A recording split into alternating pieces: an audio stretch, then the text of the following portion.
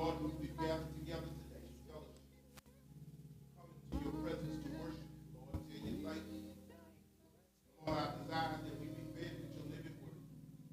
Lord, it's the spirit that you put first in us. We cried out in faith to your darling son, Jesus Christ. Lord, feed us today from on high. Lord, our desire is for Heavenly Father once again, Lord, and living water, Heavenly Father, comes up. Yes, Lord. Lord, for us having been. Yes. Bless us for having been here in your presence. Yes, Lord. Thank you. Word, Lord. Yes. Lord, we just say thank you. Thank you. Amen. Amen.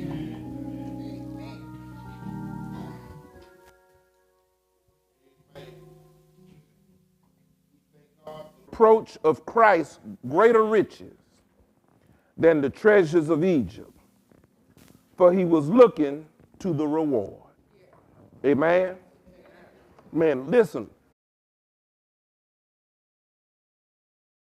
And we've been paying attention. We understand that everyone in life, amen, or life gives us or confronts us with all. Moses makes a series of important decisions by which at the end of the day, and when we look at the lesson, the thing that becomes most important to us is that those decisions, and he chooses, when everything is said and done, side with God's people.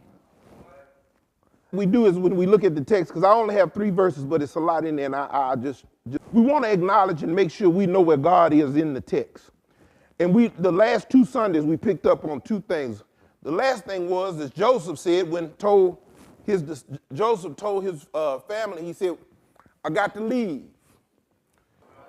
He wants to be identified with the people of God. When Israel comes into Egypt, it counts 70 direct descendants of Jacob, because I was going to say Joseph, but it's Jacob. He's got 70 direct descendants. And so Joseph says, when you leave out, take my bones with you. This is after his father had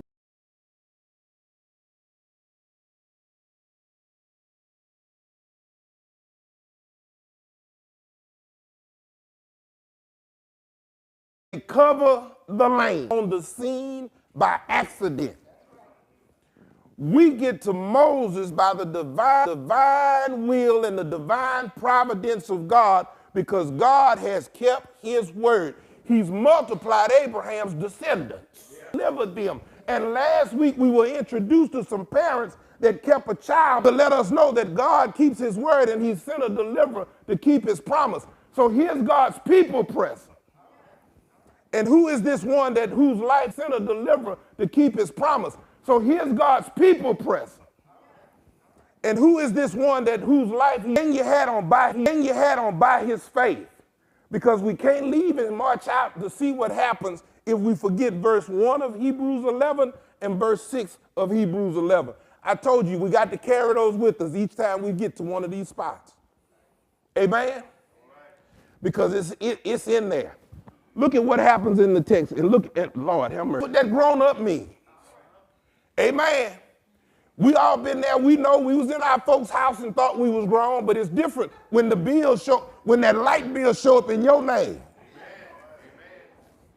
See, you ability that goes along with it, and you make the choice of whether or not you're gonna pay it, then you're responsible for the consequences. Here's Moses.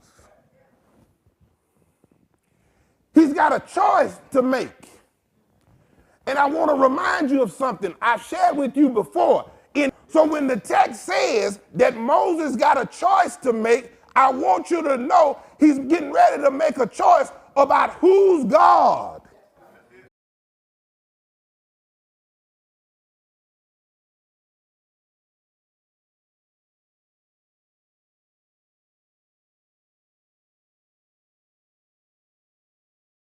Food, sitting at his table, operating in his government, pushing his agenda. Moses says, I'm going to let this go.